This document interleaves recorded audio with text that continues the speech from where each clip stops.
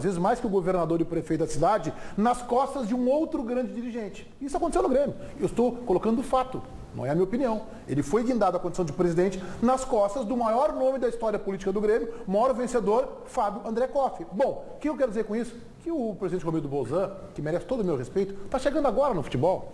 Ele não sabe o cheiro do éter, como a gente diz, que é o cheiro do vestiário. Ele não sabe, ele não conhece o ambiente de futebol. Se tirar algumas placas lá, ele não consegue chegar no vestiário.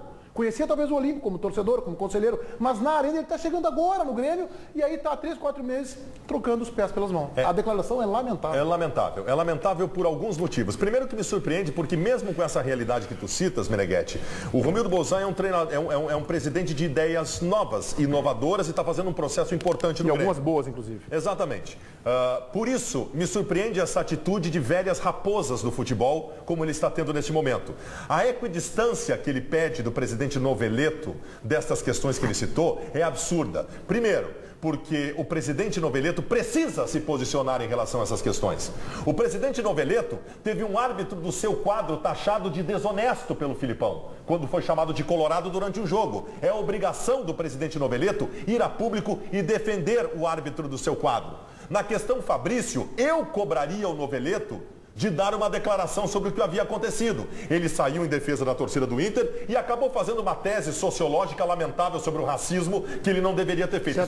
Isso é outra coisa. Tá? O que acontece é que ao dizer que o presidente Noveleto, por conta de ser colorado, está puxando para um time, o Romildo Bolzan acaba de acusar o Noveleto de desonesto. E ele não tem o direito de fazer isso sem provas, com fatos que ele considera que são tão rasos que não merecem necessitados. Decepcionado com o senhor, doutor Romildo Bolzan. O Baldasso, eu assino embaixo em 98% do que disse o Baldasso.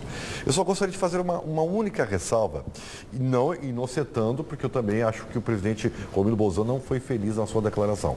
Eu só acho que ele foi pressionado a fazer esse tipo de... Não há dúvida. Tá?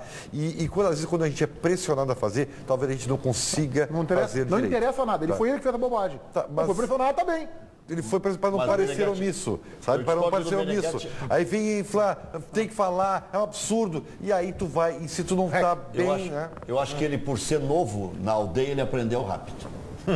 Aprendeu muito rápido, mesmo que tenha sido envenenado, porque ele foi envenenado pelo César Pacheco e pelo Filipão, que são da época do Cacalo, do Koff, que faziam estardalhaço com tudo. Não, mas deixa eu entender, ele acusa não, mas ele cita a vinculação do presidente da federação com o Internacional. Bom, eu acho que o presidente da federação, ele teria que ter um vínculo com o Grêmio Internacional, porque se o presidente da federação não fosse gremista ou colorado, não teria nascido aqui.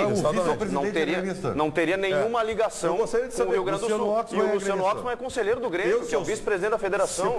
E de novo a gente entra na granalização. Se eu sou o Luciano Oxman, eu peço nesse momento o afastamento do Conselho do Grêmio depois dessa manifestação preconceituosa do presidente. Mas tem duas coisas mais graves, né? Uma, o Noveleto, quando beneficiou alguém nesse campeonato, beneficiou o Grêmio. Tirando o mando de campo do São José, que tinha chance de classificação, joga num gramado sintético, e é o gramado que ele tem, levando o jogo para São Leopoldo. E o Diego Real, que deu 2 pênaltis em favor do Internacional, deu um pênalti fora da área. Em Grêmio e Lajadense.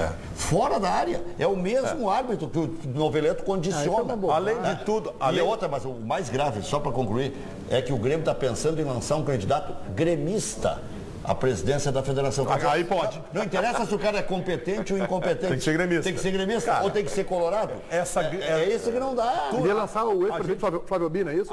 Pode ser. A gente faz de tudo para acabar com a grenalização oca. A gente gosta da grenalização dentro do campo no confronto entre Inter e Grêmio. É uma moça. Essa grenalização oca, na semana passada, fez com que o Rio Grande do Sul grenalizasse racismo. Aí o presidente insufla essa grenalização oca. Outra coisa, quando o presidente Koff foi 15 anos presidente do Clube dos 13, não tinha problema. Aí valia. Aí não tinha problema. Aí valia. O Noveleto saiu em defesa do Grêmio, no caso Aranha. Vamos tentar ouvir o presidente Noveleto para semana que vem, hein? A Rádio Bandeirantes está ao longo do final de semana, mas na semana que vem. Sublinhar isso que o REC está dizendo, tá? Sublinhar. O Noveleto saiu em defesa do Grêmio no episódio da Aranha. Em que o Grêmio era indefensável. O Noveleto defendeu o Grêmio. Saltou na frente. Não, lamentável. Ele vai se arrepender, ele tem bom senso, por isso. O Romildo vai se arrepender. Nós falamos com o Noveleto ontem ainda, à noite, logo depois, e ele não, por enquanto, não quer se manifestar. Ontem Ele está com sem probleminha. voz, Está com um probleminha.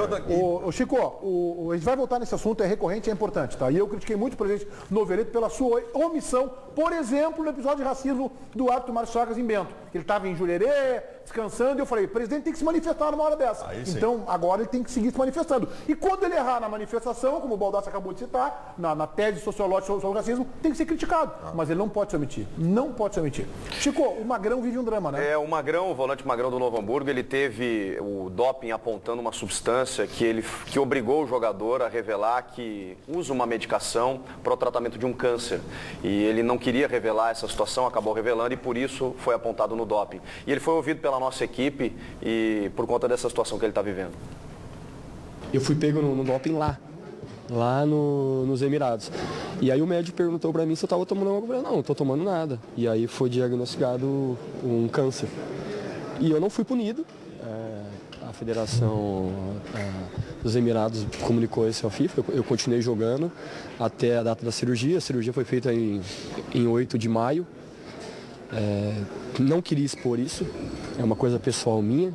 Eu não podia expor. Mas agora eu tive que expor, porque era a única forma de eu falar a minha verdade. E assim, até falei que peço desculpa para... Isso era uma coisa íntima, uma coisa da família, uma coisa que só meus pais e as pessoas, amigos muito próximos, como Bolívar, César, que sabiam disso, que eu passei por isso. E aí agora teve essa situação, eu procurei me informar. E como eu faço exame cada 6 meses, cada 3 meses eu tenho que fazer exame, estava começando a ficar elevado e eu tive que fazer um controle disso daí. E aí acabou aparecendo, mas a gente espera que na contraprova, que eu nem sei o que a contraprova não dê nada. E aí vida que segue. Agora se a contraprova der alguma coisa, eu vou provar a minha inocência. Como eu falei, não é anabolizante, não é droga ilícita, a minha carreira sempre foi limpa. Então eu tenho como provar de A a Z o porquê da situação. Se eu não puder me medicar para poder jogar, para poder cuidar da minha saúde, eu paro e vou fazer outra coisa da minha vida e muito grato ao futebol. Talvez fosse o caso de ter avisado, né, a federação de caráter confidencial, né? Talvez fosse esse o caso aqui, ó. Vou tomar substância, assim, tal, por causa disso, desse tratamento. Talvez fosse esse o caso, né? Que é um câncer delicado, numa região delicada. A gente tem que entender o jogador também. Ele disse que isso ficava muito restrito só à família dele. Ele não gostaria de levar isso a público, mas nesse caso foi até para ajudar na defesa. Que o antidoping salvou a vida dele, né? É verdade. Ele caiu no exame antidoping e descobriu. Num doping lá foi a alteração registrada pelo exame que fez ele fazer exames mais profundos e descobriu. Ele faz uma quimioterapia oral. E é um jogador, um grande caráter, assim, né, do futebol, o Magrão, ídolo do Internacional. E a gente conversando com ele, é um cara que tem boas ideias sobre futebol. Jogou bem ontem. E jogou bem, verdade. E tomara que ele não tenha que interromper a sua carreira, né? Verdade. Nem por um motivo e nem por outro. Mas a gente quer preservar, especialmente, a saúde desta grande figura humana com a qual todos nós convivemos muito tempo no Inter e agora no Novo Hamburgo. É isso aí. É uma baita figura. Daqui a pouco a gente volta, então, com os donos da bola. Tem uma matéria especial com o Alex. Até já.